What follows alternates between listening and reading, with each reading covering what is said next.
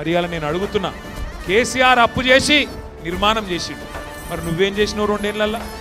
రెండేళ్లలోనే రేవంత్ రెడ్డి వచ్చినాక 2,50,000 కోట్ల అప్పు చేసిండు. 2,50,000 కోట్ల అప్పు.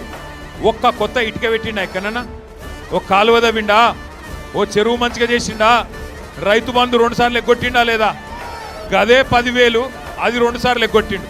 ముసలోళ్లకు 4,000 ఇస్తా అన్నాడు, ఆ 2,000 కూడా 2 నెలలు ఎగ్గొట్టిండు. నేను ముందే చెప్పిన, అందుకే తులం బంగారం ఇస్తా అని చెప్తే నేను ముందే చెప్పిన, అమ్మ వీళ్ళు బంగారం ఇచ్చేవాళ్ళు కాదు, మెడల పుస్తల తాడు ఎత్తుకపోయేటోళ్ళు లంగలు వీళ్ళని చెప్పిన. నిజంగా కూడా గదే చేసిండు. ఇవాళ ఆఖరికి ఏం జరిగింది అంటే అబద్ధాల మీద బతుకుడు అలవాటు చేసుకున్నాడు. కేసీఆర్ గారు అన్ని సగబెట్టుకుంటూ వచ్చిండు.